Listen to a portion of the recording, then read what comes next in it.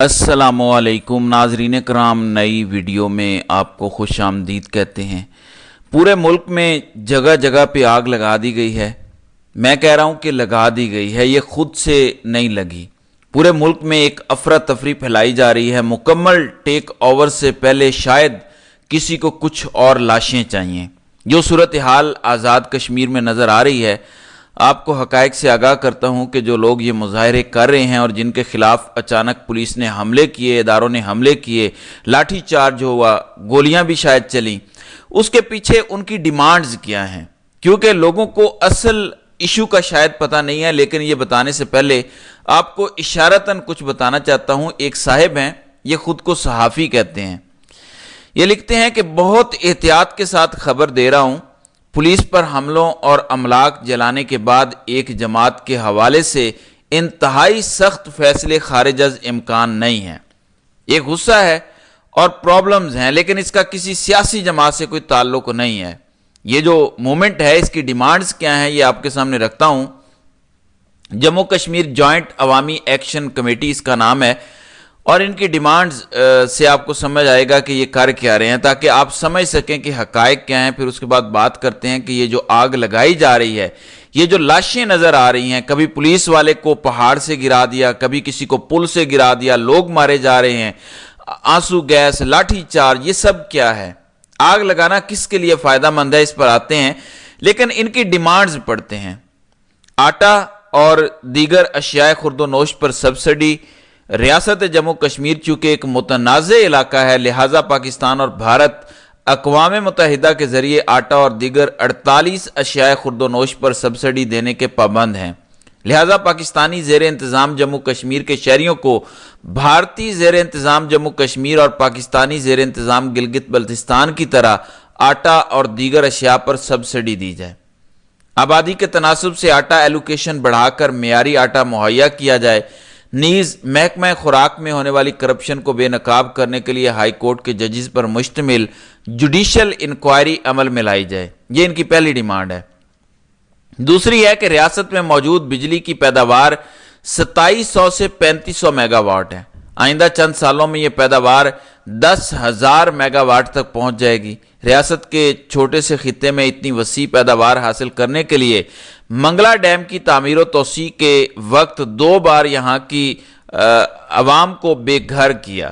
سینکڑوں کنبہ جات نے نقل مکانی کی، اپنے آباء و اجداد کی قبروں کو پانی کی نظر کیا، جبکہ نیلم جیلم ہائیڈرل پروجیکٹ کی تعمیر کے لیے 2 دریاؤں کا رخ تبدیل کیا گیا، جس وجہ سے پورے مظفر آباد ڈویژن میں نہ صرف شدید ماحولیاتی تبدیلیاں رونما ہوئیں، بلکہ پینے کا صاف پانی تک ناپید ہو گیا۔ اسی طرح دیگر ہائیڈرل پروجیکٹ کی تعمیر میں مجموعی طور پر لاکھوں کشمیری شدید متاثر ہوئے، لہذا کشمیریوں کا حق بنتا ہے کہ انہیں موجودہ پیداوار کی صرف 10% بجلی جو ان کی ضرورت ہے فری میں دی جائے۔ اب یہ فری بجلی مانگ رہے ہیں۔ فری بجلی کا مطالبہ کسی کا احسان نہیں، بلکہ کشمیریوں کا موعود حق ہے، جو منگلا ڈیم کی تعمیر و توسیع اور نیلم جیلم ہائیڈرل پروجیکٹ کی تعمیر کے دوران حکمرانوں کے اعلانات اور وعدوں کی روشنی میں ہے۔ ریاست میں پیدا ہونے والی کل بجلی کے لیے نیشنل گریڈ اسٹیشن کا قیام عمل میں لایا جائے اور اس خطے کو لوڈ شیڈنگ فری زون قرار دیا جائے۔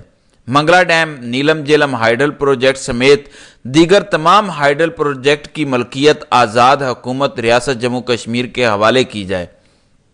حکومت پاکستان پچھلے 56 سالوں کا منگلا ڈیم کا نیٹ ہائیڈرل پروفٹ و آبیانہ ریاست کے حوالے کرے، نیز مستقبل کے لیے دریاؤں کے آبیانہ کا نیا معاہدہ کرے۔ مظفر آباد میں نیلم جیلم ہائیڈرل پروجیکٹ کے حوالے سے عدالت العالیہ کے فیصلے پر منوعن عمل درآمد کیا جائے۔ میرپور میراٹھوا ہریام پل کی تعمیر کو فی الفور مکمل کیا جائے۔ ہولاڈ کروڑ ڈیم اور پتن شیر خان ہائیڈرل پاور پروجیکٹ کی تعمیر کی وجہ سے پونچھ ڈویژن کی مین شاہراہ اور لائف لائن آزاد پتن تاسون سڑک متاثر ہو چکی ہے، جس کی وجہ سے لاکھوں کی آبادی کو شدید سفری مشکلات کا سامنا ہے۔ لہٰذا آزاد پتن تاسون سڑک کی حدود میں تعمیر کی جائے اور سون کے مقام پر پل تعمیر کیا جائے۔ عوام الناس کی ملکیتی رقبہ جات میں نصب شدہ کھمبوں، ٹرانسمیشن لائنز اور L T V H TV लाइनों का गुज़श्ता 42 साल का किराया अदा किया जाए और मुआवजा जात अदा किए जाएं, जो कि रियासती अवाम का कानूनी और आइनी हक है। हुक्मरान तबके की मराआत पर भी इन्होंने बात की है। तो ये सारी डिमांड्स हैं। अब इसके ऊपर ये 1 साल से बैठे हुए हैं। तहरीक इंसाफ की हुकूमत जब ख़त्म हुई थी तो उसके कोई महीने 2 महीने बाद ये धरना शुरू हुआ था, और ये सारी इनकी डिमांड्स हैं जो मैंने आपके सामने पढ़ कर रखी हैं। और यहाँ पे बात चल रही है, अब फ्री बिजली का मुतालबा है, तो जाहिर है कि मुज़ाकरात करने चाहिए, लोगों से डील करनी चाहिए मुज़ाकरात के ज़रिए, और समझाना चाहिए। अगर वाकई रियासत गुंडों के हाथ में ना होती, मसला यह है कि इस टाइम रियासत गुंडों के हाथ में है। जब रियासत का एक 20वें ग्रेड का अफसर एक पूरी रियासत की हुकूमत गिरा देता है, एक 20वें ग्रेड के अफसर का नाम आया था कि उसने हुकूमत गिराई है। जब वो एक ऐसी रियासत जो जाहिर है मुतनाज़िया है, ये एक हल तलब तस्फिया है, यहाँ रिफरेंडम होना है, वहां पे ऐसी सख्ती करना, पुलिस को भेजना, लाठी चार्ज, आंसू गैस और ये सब करना, किस तरह के इमेजेस भारत में गए होंगे। वो क्या कहेंगे कि देखो मकबूजा कश्मीर वालों, तुम कहते थे कि पाकिस्तान के साथ रहेंगे। वैसे एक बात मैं आपको यकीन से कहता हूं, पाकिस्तान की मिलिट्री एस्टेब्लिशमेंट ने जो पिछले 2 साल में किया है पाकिस्तानियों के साथ, मैं आपको वसूख से कह सकता हूं कि अगर इमरान खान की हुकूमत नहीं आती तो इन हालात में वो ये नहीं कहेंगे कि हमने पाकिस्तान के साथ मिलना है। वो हालात देख रहे हैं, ये तो अपने ही लोगों को मार रहे हैं। लेकिन इसके साथ एक बड़ी गेम की तरफ मेरा ज़हन जा रहा है। मुसलसल एक चीज चल रही है कि इमरान खान को स्लो पॉइजन किया जा रहा है। तो जो डेवलपमेंट्स हैं वो बड़ी खतरनाक हैं। इमरान खान के शौकत खानम से अगर ब्लड टेस्ट हो जाएं, जो कि 9 माह में उनके कोई ब्लड टेस्ट नहीं हुए, तो इसमें क्या मुज़ायका है? अगर आपने कुछ गलत नहीं किया, कोई स्लो पॉइजनिंग नहीं की, इमरान खान की सेहत ठीक है, सब ठीक है, तो टेस्ट क्यों नहीं होने दिए जा रहे? लेकिन मिलिट्री एस्टेब्लिशमेंट और जेल इंतजामिया जिसको आईएसआई कंट्रोल कर रही है, वो इमरान खान के ब्लड टेस्ट नहीं होने दे रहे। अदालत हुक्म देती है तब भी टेस्ट नहीं होने दिए जा रहे। वैसे तो तहरीक इंसाफ या वकला ने जेल इंतजामिया के खिलाफ दरखास्त नहीं दी, जो कि देनी चाहिए। ये बड़ा संजीदा मसला है। और जब मैं देखता हूं कि आज़ाद कश्मीर में आग लग रही है, गिलगित बल्तिस्तान में आग लग रही है, स्कर्दू में अगर हालात खराब हो जाएंगे, बलूचिस्तान के हालात वैसे ही खराब हैं, खैबर पख्तूनख्वा की खबरें आ रही हैं कि वहां पर टीटीपी की भरपूर मदद की जा रही है कि वो तहरीक इंसाफ की हुकूमत को डिस्टेबलाइज करे, धमाके करवाए जाए मुस्तकबिल में, इस तरह की इतलात आ रही हैं। तो फिर मुझे ये बड़ा खतरनाक डिजाइन लगता है। क्या एक मुकम्मल टेक ओवर का मंसूबा है, मार्शल लॉ टाइप कोई मंसूबा है? क्योंकि जनरल बाजवा का ये मंसूबा था और इमरान खान ये बता चुके हैं कि जनरल बाजवा ने मुझे मारना था और टेक ओवर कर लेना था, मुल्क इमरजेंसी लगा देनी थी। देखें नाज़रीन इकराम, ये फंस गए हैं, हर चीज के सबूत इनके खिलाफ है। अब ऐसे मौके पे सिवाय इमरजेंसी लगा के, सिवाय मार्शल लॉ लगा के इनका बचना नामुमकिन है। क्या इनको शहबाज शरीफ बचाएगा? देखें, जो रियासत को समझते हैं उन्हें पता है कि इमरान खान का मुकाबला न जरदारी कर सकता है, न शहबाज कर सकता है, न मरियम कर सकती है, न नवाज कर सकता है, न फजलुर रहमान कर सकता है, न कोई और कर सकता है। तो जब उनका मुकाबला ही कोई नहीं है, तो अगर कौम को रोटी महंगी मिलती है तो वो कहते हैं कि मिलिट्री एस्टेब्लिशमेंट की वजह से महंगी है। कौम को पुलिस मारती है तो वो कहते हैं मिलिट्री एस्टेब्लिशमेंट की वजह से मार रही है। कौम को अदालतों से इंसाफ नहीं मिलता तो वो कहते हैं मिलिट्री एस्टेब्लिशमेंट की वजह से नहीं मिल रहा। कौम को तो सब कुछ पता चल रहा है और सारा नजला मिलिट्री एस्टेब्लिशमेंट पर गिर रहा है, क्योंकि सियासी जमातें जो इस टाइम हुकूमत में हैं उनकी अवाम में कोई औकात नहीं है। जिनको अवाम ने टोटल 17 सीटें दी हैं पूरे मुल्क की 266 में से, आपने उस जमात को हुक्मरान जमात बना दिया है। पूरे मुल्क में 2% वोट नहीं लिया नून लीग ने। नून लीग को फॉर्म 45 का हकीकी वोट 2% नहीं मिला कुल आबादी का। तो अंदाजा लगा लें जरा, जो कहते हैं कि तहरीक इंसाफ को तो कुल आबादी का 7% सिर्फ मिला।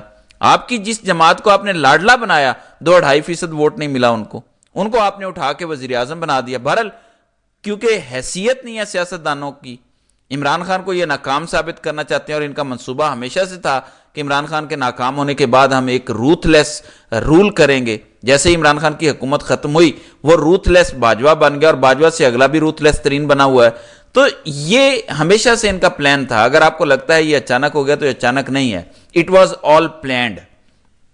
इमरान खान तो कामयाब जा रहा था, उसकी हुकूमत ना गिराते।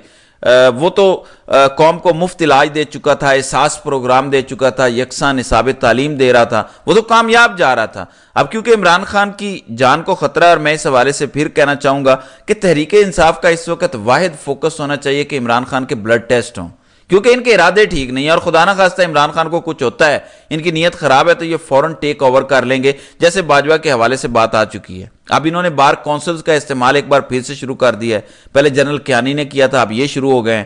بار کونسل نے کہا ہے کہ آج بھی ہڑتال ہوگی، 3 مطالبات انہوں نے رکھے ہیں کہ جو گرفتار وکلاء ہیں انہیں رہا کیا جائے، وکلاء پر درج اینٹی ٹیررزم ایکٹ کے تحت مقدمات ختم ہوں، اور لاہور میں عدالتوں کے متنازع نوٹیفیکیشن واپس لیے جائیں۔ ناظرین اکرام، اس معاملے کی آڑ میں ہو کچھ اور رہا ہے۔ ٹارگٹ لاہور ہائی کورٹ کے چیف جسٹس ہیں، وہ جتنا مان لیں گے آپ دیکھیں گے کہ یہ معاملات سیدھے نہیں ہوں گے، کیونکہ لاہور ہائی کورٹ کے چیف جسٹس ایک چیلنج بن چکے ہیں، جو انسداد دہشت گردی کی عدالت کے لیے انہوں نے ججز نوٹیفائی کیے اور جو ٹریبیونل کے ججز بھیجے۔ تو اب دیکھتے ہیں کہ ملٹری اسٹیبلشمنٹ کامیاب ہوتی ہے یہ سب کروانے میں یا نہیں۔ وکلاء اور یہ ساری بارز اگر پورے ملک میں کھڑا ہونا چاہتے ہیں تو ان کو قاضی کے خلاف کھڑا ہونا چاہیے، کیونکہ اگر پاکستان میں عدلیہ اور وکلاء کے خلاف کوئی بندہ سازشیں کر رہا ہے تو وہ قاضی فائز عیسیٰ ہیں۔ بہرحال دیکھتے ہیں کہ آئندہ آنے والے دنوں میں مزید کیا ہوتا ہے۔ تو ناظرین کرام، آپ کی اس ویڈیو کے حوالے سے کیا رائے ہے؟ آپ اپنی رائے کا اظہار کامنٹ سیکشن میں ضرور کیجیے گا۔